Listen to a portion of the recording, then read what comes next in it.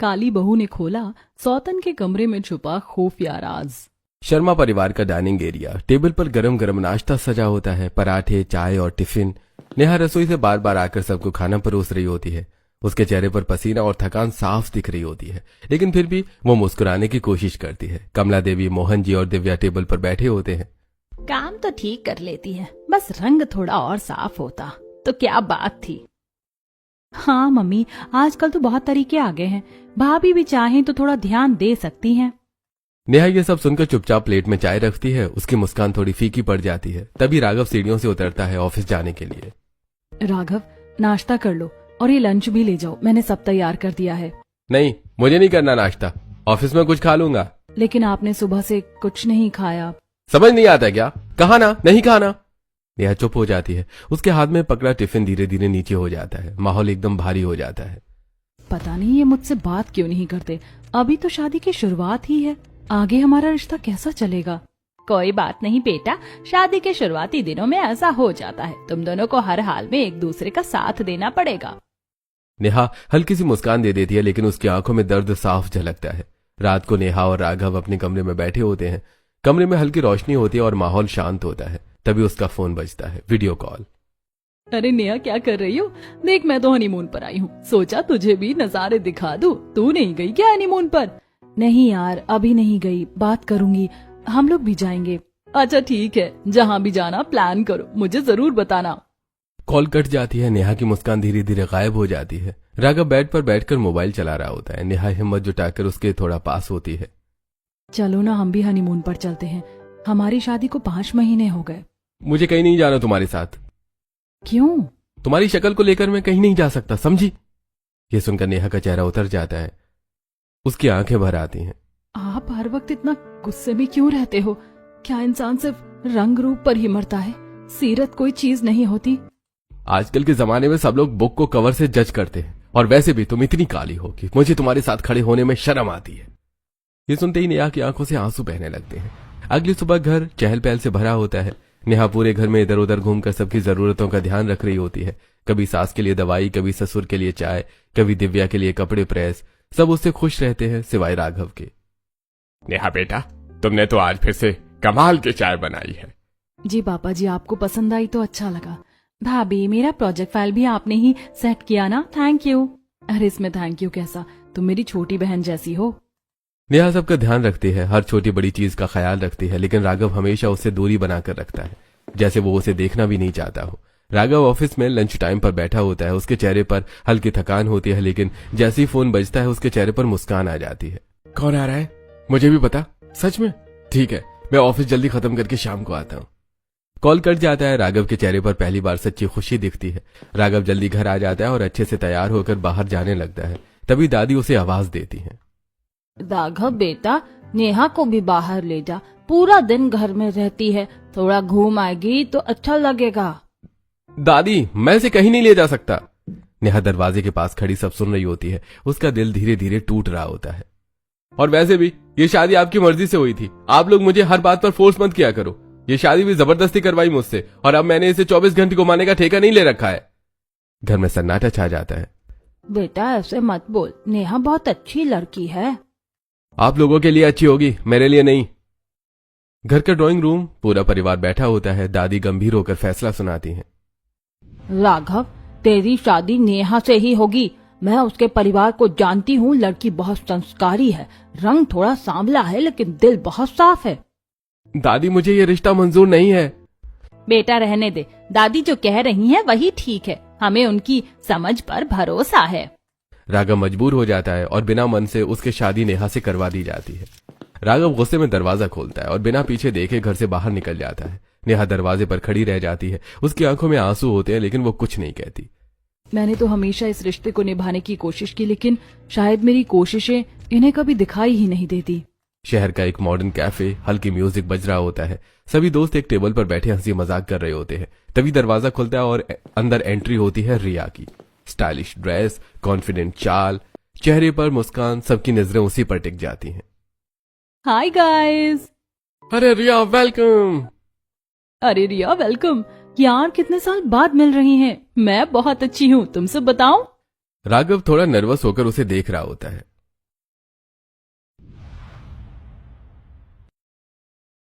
अरे बस भी करो यार, ऐसा कुछ नहीं है। अच्छा, पहले बता देते तो शायद हमारा कुछ हो जाता। राघव थोड़ा असहज हो जाता है। हाँ तुम सही कह रही हो, छोड़ो ये सब। दिन बीतने लगते हैं, राघव और रिया की मुलाकातें बढ़ने लगती हैं। एक दिन दोनों क्लब में होते हैं। ओए हैंडसम, कैसे हो? मैं अच्छा ही हूं, जब तुम जैसी लड़की के साथ डांस कर रहा हूं।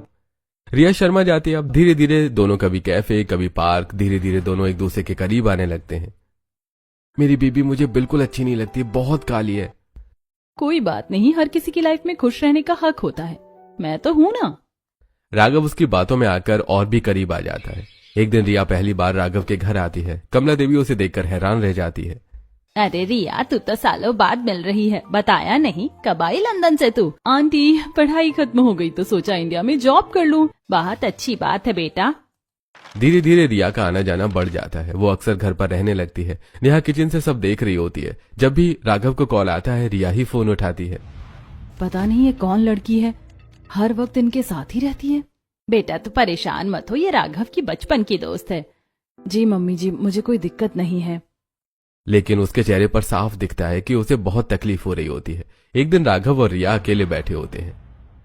रिया, मैं तुमसे बहुत प्यार करता हूँ, शायद बचपन से। मैं भी, और अब मैं तुम्हें खोना नहीं चाहती। चलो शादी कर लेते हैं।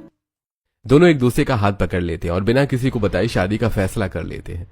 एक दिन अचानक दरवाजा खुलता है। राघव रिया को वरमाला पहनाकर घर में ले आता है। सभी घर वाले हैरान रह जाते हैं। तू अपने ही घर में दूसरी बहू लेकर आ गया, मुझे जीते जी ये दिन देखना था। दादी, वो आपकी मर्जी की बहू है और मैं तो बचपन से रिया से प्यार करता था। अब मौका मिला है तो इसे जाने नहीं दूंगा। हाँ दादी जी, मैं राघव से बहुत प्यार करती हूँ। मैंने तुम पर भरोसा किया था रिया, लेकिन तुमने बहुत गलत किया। तूने हम सबको धोखा दिया है, लेकिन याद रखना मेरी असली बहू सिर्फ नेहा है। आपको जो सोचना है सोचो, लेकिन अब से रिया भी इसी घर में रहेगी और ये भी इस घर की बहू है। तूने बहुत गलत किया है बेटा। रात को नेहा अपने कमरे में अकेली बैठी रो रही होती है। उसका दिल पूरी तरह से टूट चुका होता है। वो हिम्मत करके राघव के पास जाती है, जहां रिया उसके साथ बैठी होती है। राघव, जरा 1 मिनट आना, आपसे बात करनी है। राघव बाहर आता है। आपने ऐसा क्यों किया? मुझ में ऐसी क्या कमी थी? सिर्फ एक शक्ल की वजह से आप मेरी सौतन ले आए, वो भी मेरे जीते जी। हाँ, यही समझ लो। वैसे भी तुम्हारे होने या ना होने से मुझे कोई फर्क नहीं पड़ता, और जो थोड़ा बहुत रिश्ता था वो भी अब खत्म हो चुका है। ये सुनकर नेहा वहीं खड़ी रह जाती है। उसकी आंखों से आंसू रुक ही नहीं रहे थे। अगले दिन सुबह घर का माहौल सामान्य है, लेकिन अब सबके मन में रिया को लेकर अलग अलग भावनाएं होती हैं।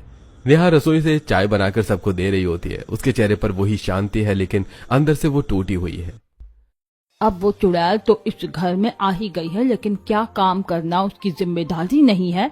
अरे मम्मी जी, आजकल की लड़कियां कहाँ काम करती हैं? और उसे देखो, जब देखो अपने कमरे में घुसी रहती है।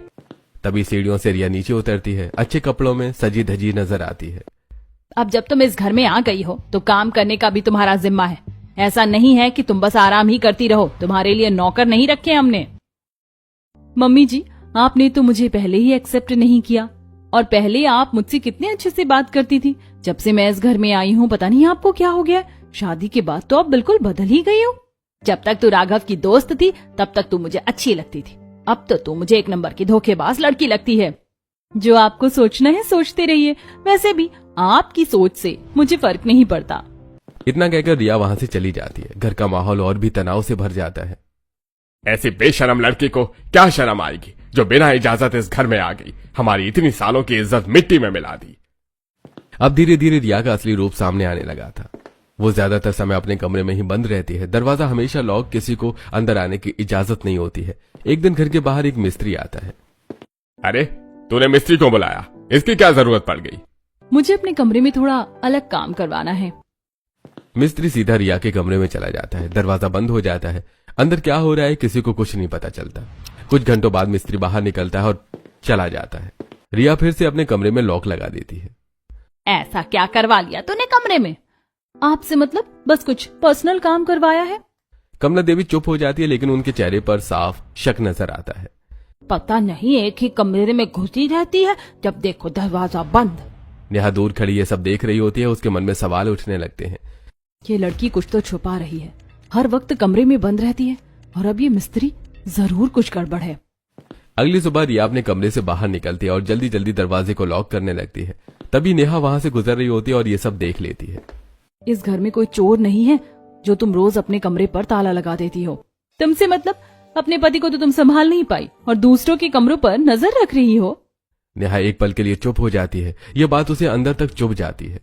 इतना जानने की जरूरत नहीं है क्या है मेरे कमरे में। रिया ताला लगाकर वहां से चली जाती है। नेहा उसे जाते हुए देखती रहती है। पता नहीं कैसी अजीब लड़की है।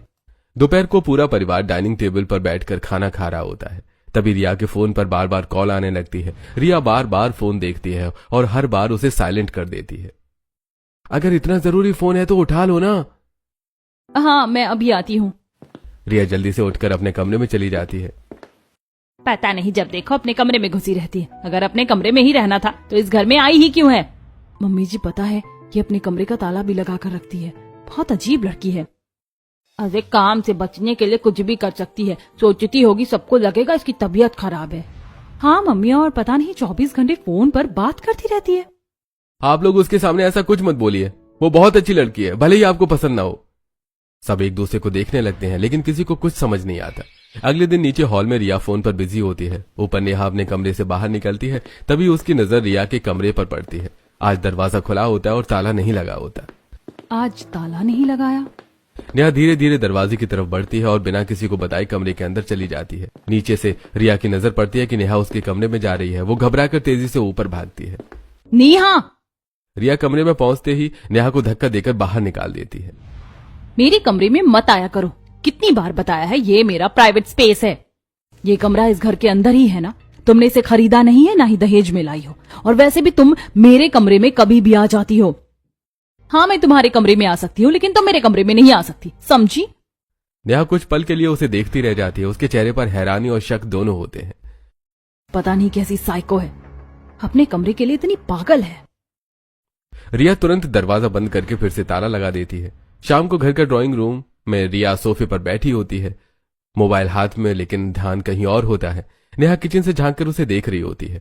उसे अब भी रिया के बारे में सिर्फ इतना पता होता है कि वो राघव के बचपन की दोस्त है, लेकिन घर में उसके साथ जो व्यवहार होता है वो नेहा को अजीब लगता है।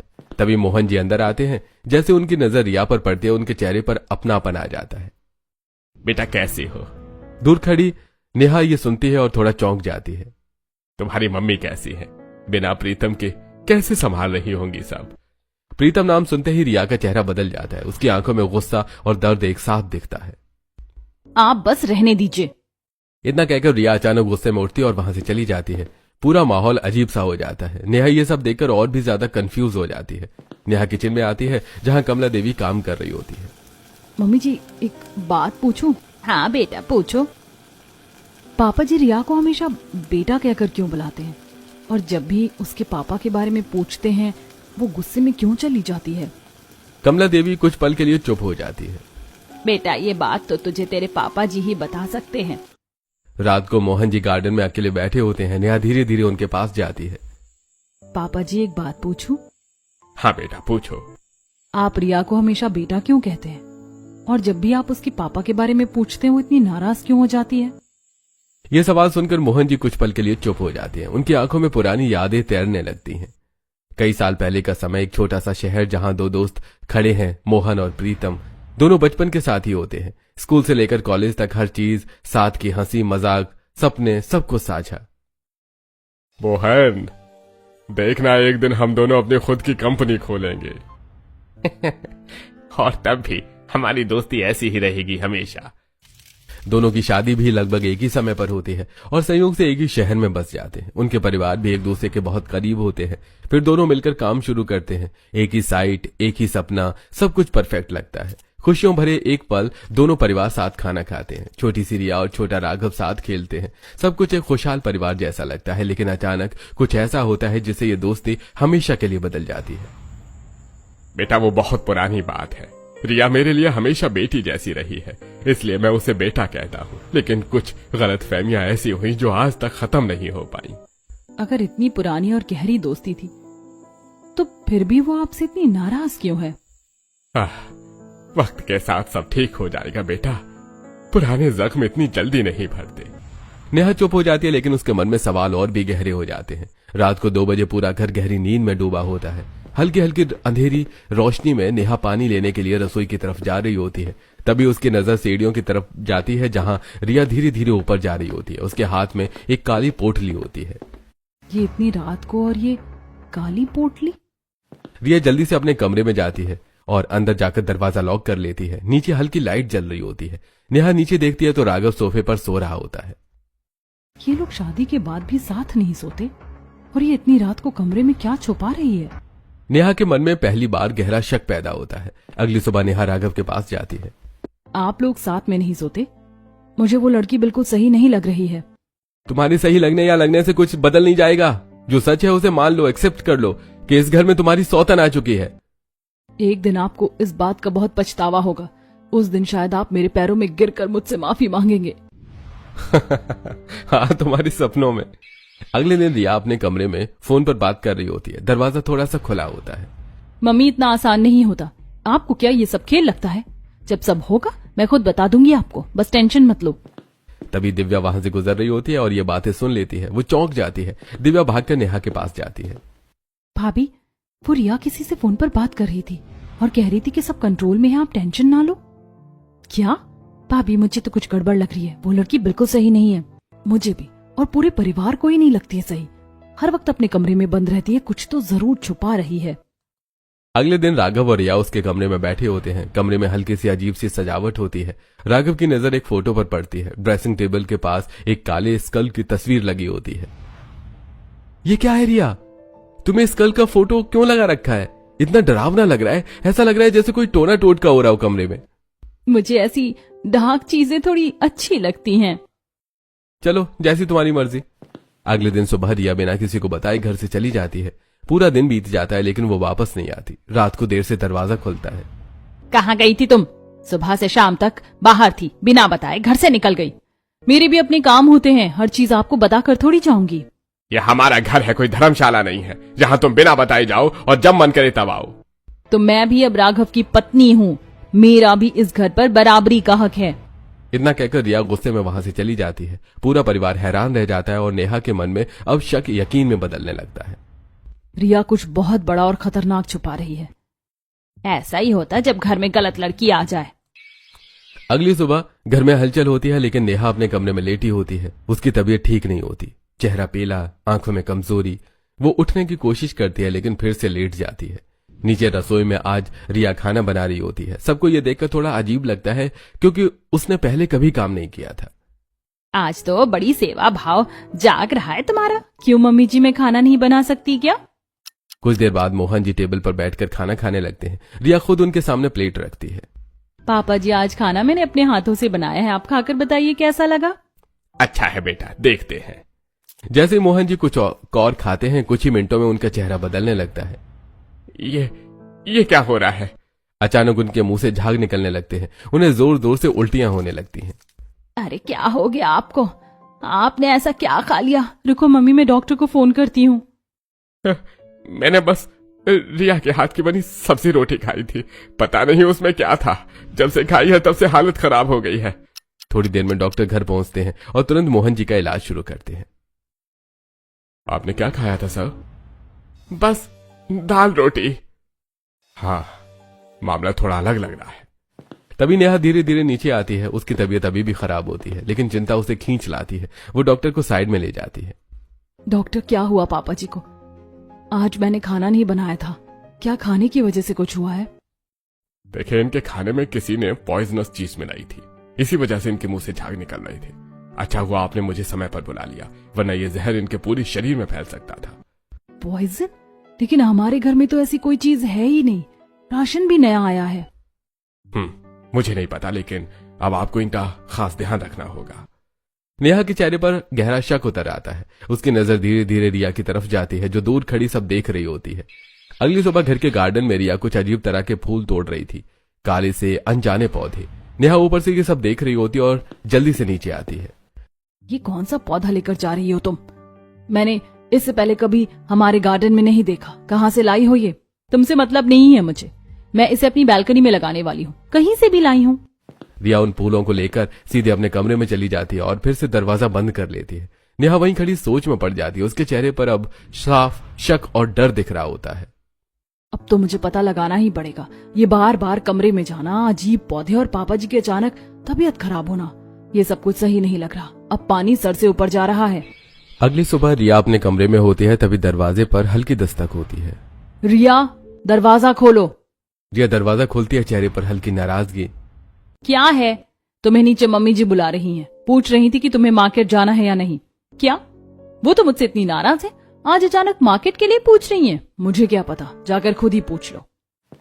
रिया थोड़ा शक में होती है, लेकिन फिर भी नीचे चली जाती है। आपने मुझे बुलाया? नहीं, मैंने क्यों बुलाना है तुझे? तू मेरी कुछ लगती है क्या? और वैसे भी अपने काम से काम रखा कर, मुझसे ज्यादा बात मत किया कर। रिया को गुस्सा आ जाता है। मतलब उस नेहा की बच्ची ने मुझसे झूठ बोला? उधर जैसे ही रिया नीचे जाती है, नेहा चुपके से उसके कमरे में घुस जाती है। उसका दिल तेज धड़क रहा होता है। वो जल्दी जल्दी कमरे की तलाशी लेने लगती है, अलमारी, दराज, टेबल, सभी। तभी उसकी नजर ड्रेसिंग टेबल पर रखी 2 तस्वीरों पर पड़ती है। ये अभी इसको ही ले लेती हूँ। एक फोटो उसके ससुर मोहन जी की होती है और दूसरी किसी अनजान आदमी की। ये दूसरा कौन है और पापा जी की फोटो इसके कमरे में क्या कर रही है? नेहा वो दोनों फोटो अपने पास छुपाकर अपने कमरे में ले जाती है। अपने कमरे में आकर नेहा उन तस्वीरों को गौर से देखती है। ये सब क्या चल रहा है? रिया का पापा से क्या कनेक्शन है? अब नेहा का शक और गहरा हो जाता है और वो फैसला करती है कि सच का पता लगाकर ही रहेगी। अब जब भी रिया घर से बाहर जाती, नेहा चुपके से उसका पीछा करती। रिया अलग अलग जगहों से अजीब पौधे तोड़ती, नेहा दूर से उसके फोटो खींच लेती है। एक दिन रिया एक अनजान औरत से मिलती है। दोनों धीमे धीमे बातें कर रही होती हैं। नेहा दूर खड़ी उनका वीडियो बना लेती है। सब प्लान के मुताबिक चल रहा है। बेटा, तुझे बदला लेना ही होगा।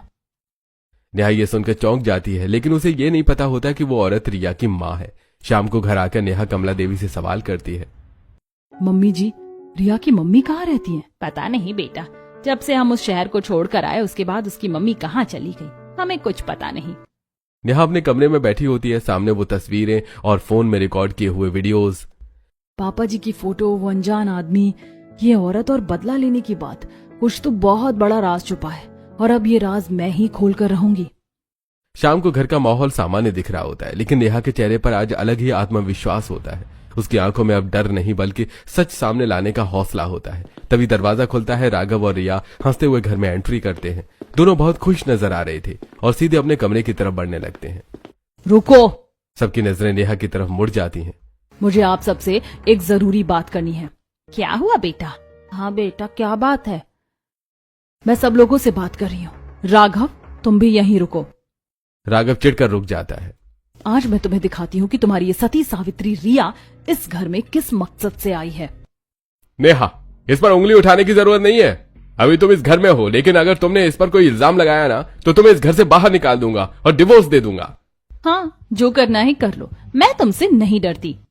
नेहा बिना डरे एक एनवलप निकालती है और उसे टेबल पर रख देती है। वो एक एक करके सारे फोटोज बाहर निकालती है। फोटो में रिया एक औरत से बात कर रही है, रिया ये पौधे तोड़ रही है और एक फोटो में वो एक दुकान से छोटी सी शीशी खरीद रही होती है। सब लोग हैरान रह जाते हैं।